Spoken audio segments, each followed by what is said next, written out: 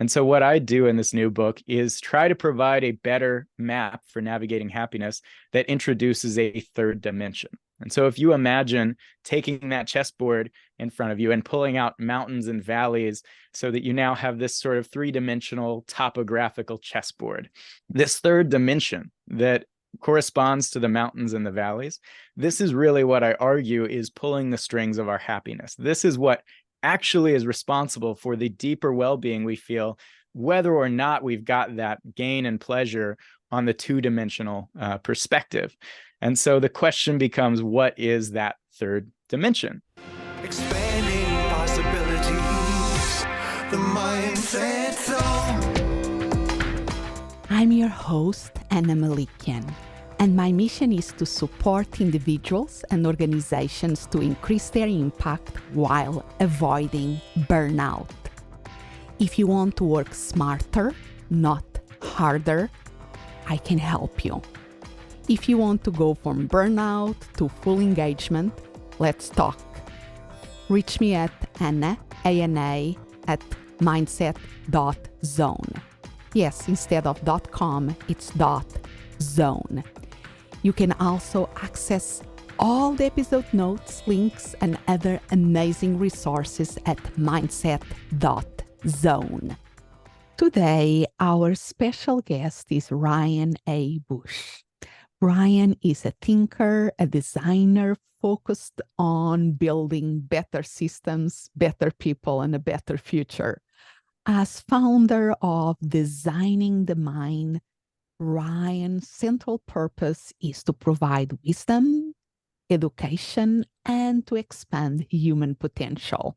He is the author of several books, including Designing the Mind and his newest, Become Who You Are. Welcome to the Mindset Zone, Ryan. Thanks for having me, Anna. I'm happy to be here. Yes, and I was really intrigued with your new book, Become Who You Are, that made me think in many different ways what I absolutely love, and I had to have you here in the Mindset Zone because of that. And one of the things that you really provide a different way of seeing is around the topic of happiness.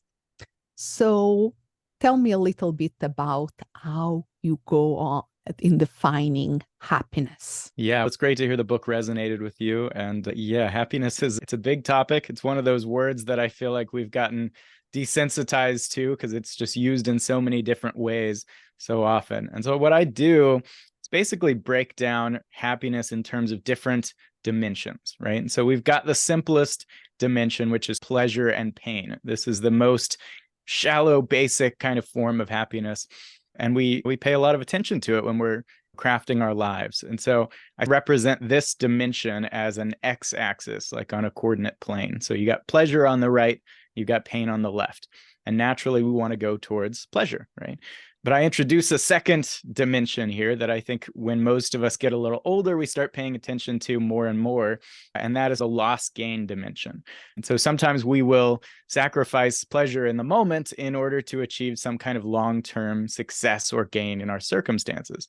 And so I think of this as the y-axis, and you can picture a chessboard sitting in front of you, the X and Y axis, and we're using this as a map to navigate our lives and our happiness. We're going around saying, how can I, maximize some pleasure here, sacrifice pleasure in order to get some gain? And it seems great, right? The challenge is that I think it's a faulty map in the sense that it doesn't always correspond to our actual happiness, right? People will have all the success and pleasure that they could ever imagine in life.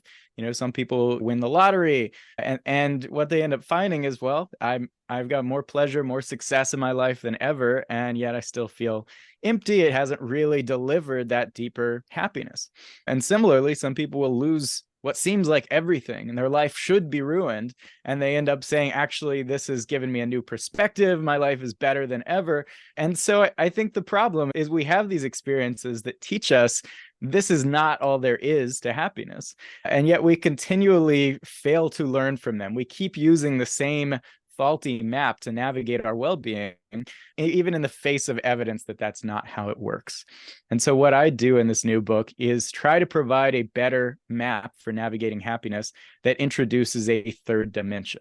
And so if you imagine taking that chessboard in front of you and pulling out mountains and valleys so that you now have this sort of three-dimensional topographical chessboard, this third dimension that corresponds to the mountains and the valleys, this is really what I argue is pulling the strings of our happiness. This is what actually is responsible for the deeper well-being we feel, whether or not we've got that gain and pleasure on the two-dimensional perspective. And so the question becomes, what is that third dimension? Now, I draw from a lot of sources to pull this together, but the ancient Greeks talked about, for one, they talked about this state called eudaimonia, which was a much deeper kind of happiness than the sort of superficial pleasure, pain kind of consideration. They also talked a lot about virtue, which sounds like a kind of outdated, preachy term to us today, but that's not necessarily what it has to mean. It's not all about moral purity. It can be about your personal signature strengths. And these ancient thinkers argued that virtue and eudaimonia are our personal strengths that we're exercising in our lives and the deepest form of happiness. We're closely interlinked, right? The more virtue you demonstrate, the happier you are in the deepest sense, the less virtue and the least happy you are. And so this virtue, or we might say admirability dimension, is what I argue is this third dimension that's really responsible for a deeper kind of well-being underneath the surface of our external circumstances. Let's press the pause button here, and because there is a ton of things here to unpack. So I totally agree with you with the term happiness that is being overused to the point of losing meaning. And I always think about Martin Seligman, the father of modern positive psychology, that I think in one of his media appearances, he always says something like that he never want the titles of his books to have happiness, but his publisher company always convinced him that was the way of bringing people to read the books. But he has a much more holistic view of it when we read his work, that I know that you are also very familiar with his work. And even in the view that how positive psychology arrives to the masses is a lot a very simplistic way. Positive emotions, negative emotions. That is, I think, what you are zooming in that first X dimension between pain and pleasure. So we move away of the pain towards pleasure. We move, let's have more positive emotions and less negative emotions, and then we are happy. And this is just one of the factors into play. And the first thing that when I was reading the book and you introduce the other dimension, yeah, makes totally sense, the loss and the gain, because we always can think about the famous research of the marshmallows when they showed to the kids the marshmallows and told them, if you don't eat this marshmallow, when I come back, I'm going to do something, I will be back in a moment. If you don't eat this one, when I'm out, you will have two of them. So delay gratification, the gain, right. And the ones that managed to delay the gratification afterwards, in average, were more successful than the ones that just ate the first marshmallow. So it's really interesting that you explain very well with these two dimensions, that and people, we get it, but then you introduce the third dimension. Yeah, I think one of the biggest problems with talking about happiness is that people use it to mean every kind of positive feeling, and to treat that like it's the ultimate end game in your life, the ultimate goal to strive for, I think would be a huge mistake. I think there are certain types of happiness that we should pay less attention to, or we should only use as a means to an end of the deeper kind of happiness. And so when we talk about happiness in general, we just lump it all together instead of making some of these really important distinctions. Yes, and in positive psychology, really the better word that is well-being in general. They are speaking about well-being, and there's much more holistic way. But I love this, and I think because you are a very fascinating person in terms, because you didn't study psychology in the regular way that many other people study psychology. You study as a tool to understand yourself and to understand the world. And your academic background is in design, correct? Yes, that's right. Product design. So that, I think, brings that perspective and innovation in many ways of another way of looking to the problems. So you see things in a three-dimensional way, in a spatial way, more than in a flat way.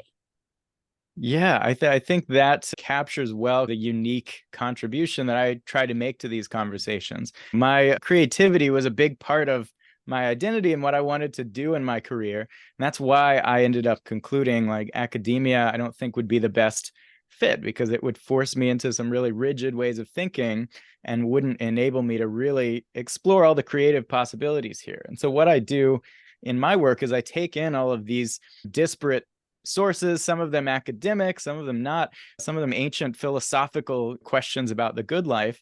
And I'm a synthesizer. I integrate them together and piece these theories like this together. And very often it does, and I think should, take a visual form. There's something about that that connects in our brains much more clearly than just a linear presentation of words. Yeah, it's a big part of it.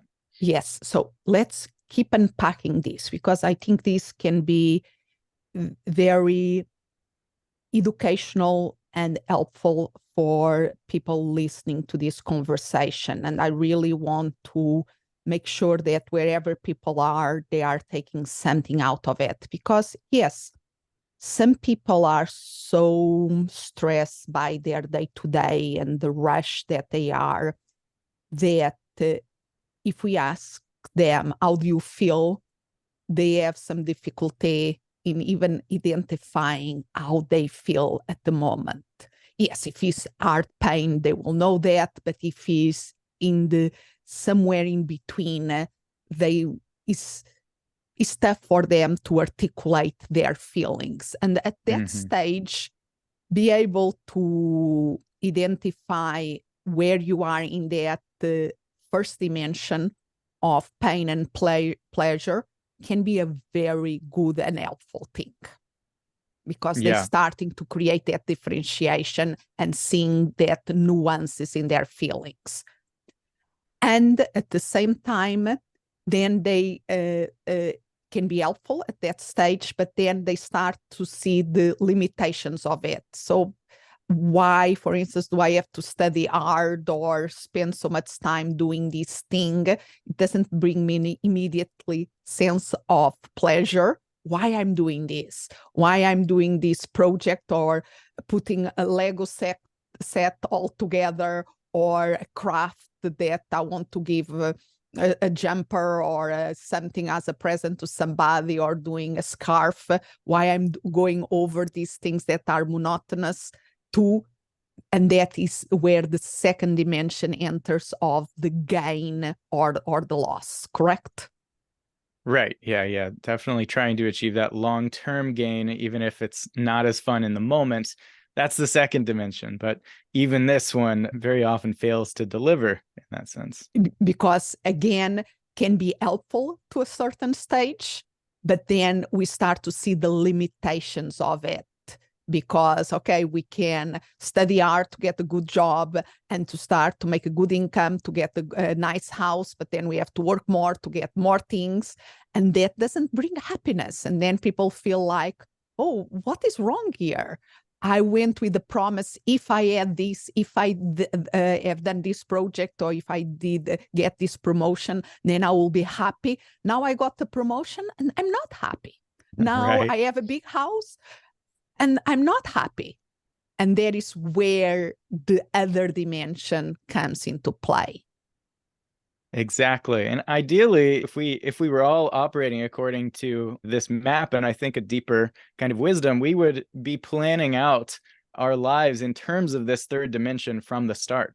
And so that it doesn't mean that we shouldn't sacrifice our pleasure in order to achieve something in our lives, but we should do it because it's going to bring us up in this third dimension of virtue or admirability. So instead of saying what would be the successful thing to do, should I go to school and study hard, or should I move to a island in another country, instead of saying like, how can I be as successful as possible, I think we need to start asking, what do I value? What do I admire myself most for doing? What are my greatest strengths? And which path will enable me to bring out those strengths to the highest degree? So it may sometimes end up being that you should pursue the sort of quote successful route, and you should do the thing that makes you more money or gets you more status. There will be other times when that's completely the wrong direction, and you need to give up your fancy job and your big house and go to another path that brings out more of those personal strengths. And so using this as a map for sort of navigating your life, I think will much more reliably lead you to actual deep happiness. Love it. So let's go into this 3D a little bit longer, because I think, yeah, that is the secret sauce, so to speak. And this is a lot of what your book is about, and the title takes us to become who you are. Because living this virtue is becoming who we are. What are our strengths, correct? Tell me a little bit more about this. Yeah. So at first it seems very paradoxical. Become who I am. I already am who I am. But there is the you that is actually being brought out through your behaviors. And there's the you that's found in the unique combination of values and impulses of admiration. When you see someone do something that you admire, and you sort of build a list even of all the people you admire, all the traits and behaviors, that's ultimately adds up to another kind of you, the you of your values, of your potential. And so becoming who you are means turning the actual you of your behaviors increasingly into that person that you would most admire, and working your way up that mountain until you essentially are living in exactly that way, or as close as possible to the way that you would have the most admiration for. And so following those impulses like a compass, saying, what do I admire myself more for, this or that, right? Should I be in this position to bring out this strength that I pride myself on, or that position? This is really the question. And a lot of it comes down to those values that a lot of us are not very aware of and haven't really inquired into as much as I think we need to. And this goes to the ancient wisdom of the jewel in the mud. All of us have a jewel, but it's covered with so much mud that part of the work of personal development, of tapping into our human potential, is taking that mud out of life and circumstances and the education and systems put on us to uncover that jewel inside of us. Yeah, absolutely. Yeah, Abraham Maslow talked about an acorn and an oak tree, and how each of us starts out as this kind of acorn that already has all the DNA, all the blueprint needed to become that oak tree already from the start. Even though it's not there yet, it still has it etched into it. And so we're very much the same, in that these values of who we are to become are already etched into us in our DNA and our brains, right? But it's not easy to navigate the path of actually getting to where you are bringing those things out and you are living them, instead of just admiring them outside of yourself. So how can we go about discovering what are those strengths and virtues that can guide us? I offer a few sort of exercises for beginning this process. Of course, it's an ongoing process, but one of them is, like I suggested, just writing down that list of people you admire most, whether those are people in your actual life, historical figures, fictional characters, whoever it is. Write it down, and write down specifically which traits you admire in those people, because it's not going to be everything. There's no perfect people. So you have to really drill down into the traits, and you need to build a comprehensive list of these things, these behaviors and traits, and maybe even add some organization to help you keep at the front of your mind, what are those things that I value the most? Another approach is to take a survey of your own strengths that you have already cultivated, which are often the best to sort of double down on. Martin Seligman, you mentioned earlier, he's got an excellent survey of signature strengths on his website. You are speaking about the values in action, correct? Yes, correct. And the signature strengths questionnaire. And so you can take that. It'll tell you what your top 5 signature strengths are. Of course, it's still going to be imperfect. It doesn't know you perfectly. And that's why asking people who know you really well is another great approach. What do you think I'm best at? What have I always strived at since I was a child? But you might actually be surprised what they tell you. And taking all these approaches to build kind of a comprehensive list, even just asking yourself, what am I always best at? What do I feel alive when I'm doing? These are all really important things to integrate. And then you can take all these values and strengths, put them together and sort of use them as a roadmap for where you should go next. A lot of the time, I have different advice for someone who is, say, struggling with depression, which is essentially very low in the valleys of this well-being scale in the 3rd dimension, versus someone who is doing pretty well. They're fine, but they're not fantastic. They're not sure where to go next. Because at that stage, it often comes down to crafting your virtue domains or your work, your relationships, your communities, saying, how can I get to a place where I'm bringing out more of that courage, that creativity, that humor, right? Whatever it is that you're best at, bringing out more of it is going to be better for your well-being. Love it. And I love this differentiation that is so important, because when people are with depression or other so-called, or we call them mental illnesses in the psychology world, and the rules of the game are a little bit different than when a person is in okay land and want to go improve and build from there. So tell us just, and I know that we have a limited time here, but let's speak, because in the book you also speak about your own journey with depression. Let's speak a little bit about that and then about the other situation. Yeah. So really, I share this for most of my life. I feel like I was largely pretty content and had a pretty high self-esteem. And it wasn't until several years ago when I was actually writing my first book that I had this sort of mental health crisis of my own. It always happens at the most ironic times when I'm writing a book helping people avoid these mental struggles, and I'm at the time confused at the fact that I'm going through them. But it came to make sense after the fact. I was in a position where in my work, I was part-time now because I was trying to write this book. So, I wasn't as involved. I wasn't as included in the workplace. And my role had shifted away from the creativity and the vision that I typically thrive at and into kind of a mundane engineering drafting role that I really wasn't. I also had coworkers that had taken one in particular took like a great dislike to me from the very beginning and actually ended up diagnosing me with a disorder. And it was a messy situation. And so it put me into this position where I was questioning my own virtues. I wasn't seeing evidence of my own strengths, both in work environments and in interpersonal spaces. And that gave me the firsthand experience with this mechanism in our brains that I think is regulating our moods based on what we see and observe and evaluate in ourselves. And so that sort of lowered me down this scale. You mentioned that different approaches are needed for if you have mental illness versus if you're higher up on this scale. But ultimately, what I am arguing in this book is that it is a continuous scale. Yes, you'll need to adopt different strategies, but I essentially fell down into the valleys of virtue during that period. And that's why my self-esteem went down and I got mildly to moderately depressed for about 9 months to a year. And it wasn't until after that experience, the next year, that I was able to reflect and make sense of it and really piece together a lot of this research that I had been studying for a decade and a half. And it finally all clicked into place in the form of this theory.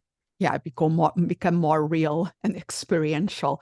And I like to underline an important thing here, because you are a person from very young that always had this desire of personal development, and you did the work you are a person that you are self-aware from a young age, and you've been doing this work of reading, of doing your personal work for a long time.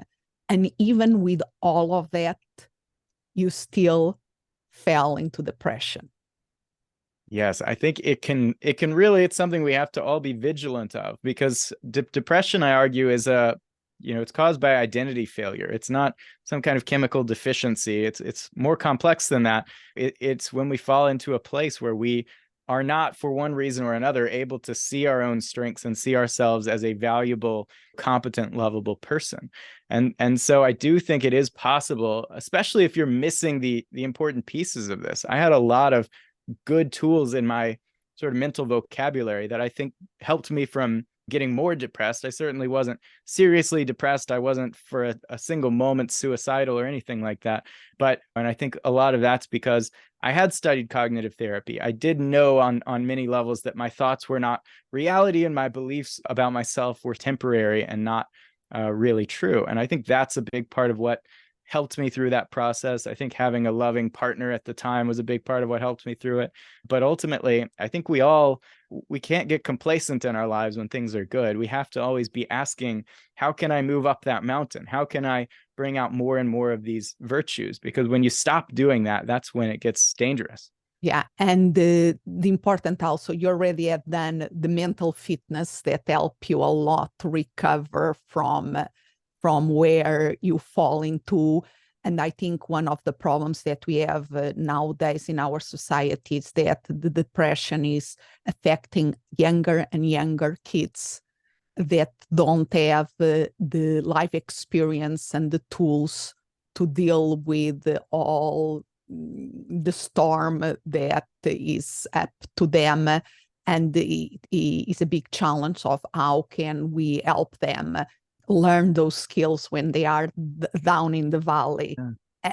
And I agree that, how do you say, it's almost, yes, it's not either or is and, because yes, there is a continuum from depression to well-being. And at the same time, there are tipping points. It's almost like yes, the temperature of boiling the water arrives to a tipping point that then become the vapor, the gas, and it changes the characteristics. It's still HO2, but it changes the characteristics and the behavior of it. And I think when people are really in depth into depression, please, anybody listening, ask for help. There are good resources out there, and you don't have to stay stuck there. And sometimes the bravest thing to do and the more helpful thing to do is ask for help from people around you, and for the organizations and even no-profits and things that are out there that are there because they know that this is a tough journey, but it's possible to come out of it.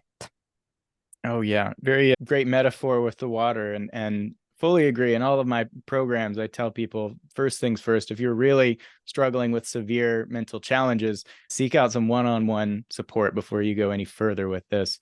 Yeah. And my background is psychology, and when I was studying mental illness and the chemical imbalance in the brain and all those things, the image that I always find more helpful for me is, are you familiar with the Gestalt psychology, the images of the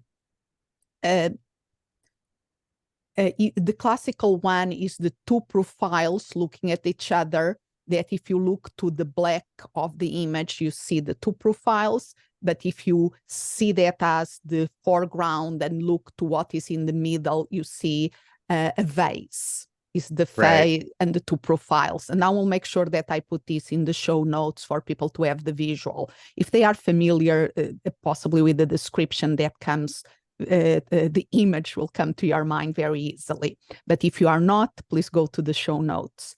Mm-hmm. And the way that I see, if you can imagine that image, if you focus on one element, on the dark of the image, you see two faces. If you focus on the white of the image, you see an object, a vase. And the way that I see the chemical imbalances is the vase is the body that is there, but there are the other elements that are the psychological elements, the social psychological elements that represent by the profiles, by the face. And by changing one, you are changing the other. Right. They correlate with each other. They affect each other. You cannot change the line of the profile without changing the line of the vase. And what we eat, how we exercise, what we think affects the neurochemistry of our brain. And of course, taking an antidepressant also affects the neurochemistry of the brain. I think we have to use all the tools that we have, but never forgetting that everything is interrelated here. Absolutely. We're dealing with complex dynamic systems where changing one thing will change others, and often these are feedback loops where one thing affects another. I do think the fact remains that some leverage points will be more effective than others. My understanding of the data on antidepressants is that for all the side effects that come along with them, they are not more effective than cognitive behavioral therapy, some of the other methods that I offer in this book. Some people would disagree, but that's sort of the data to me looks really bleak on certain approaches. And so I think we need to recognize that correlation is not causation, and the fact that your serotonin may be lower, which I do think is probably true in depression, it doesn't mean that if you just artificially boost that it's going to solve all of your problems.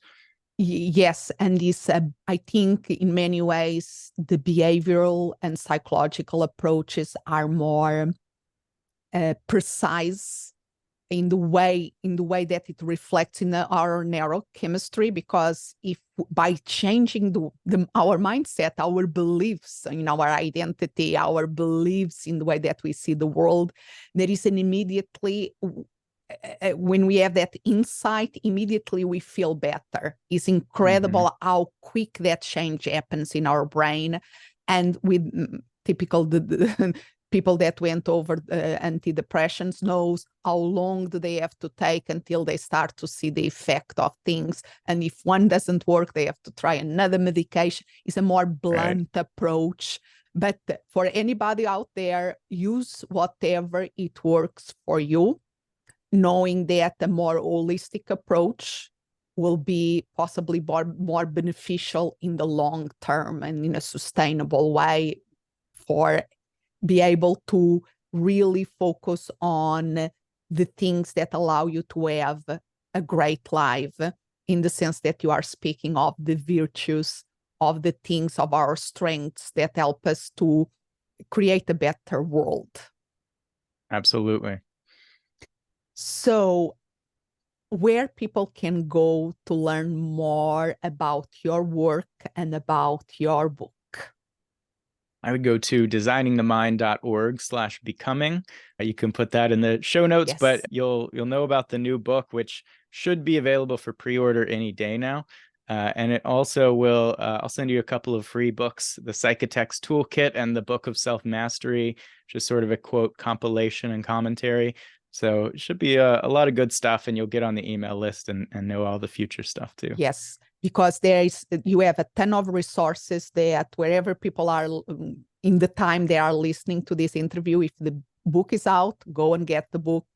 If the book is not out yet, go and get all the freebies that you get on the website. And please, I will put it in the show notes, but repeat here for the listeners if they want to go immediately now. Yeah, designingthemind.org/becoming. Wonderful. Thank you so much for your time today. Thank you so much. I really enjoyed it. Expanding possibilities, the mindset zone. Thank you for listening. And remember to follow this podcast. And if you're listening in Apple Podcasts, please leave us a review. That really helps us spread the word about the Mindset Zone. Also visit mindset.zone. Yes, instead of .com is .zone.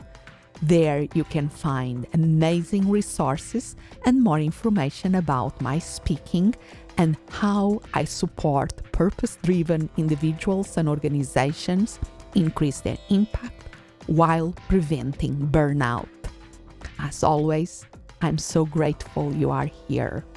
Expand what's possible for you, for the ones around you, for the world.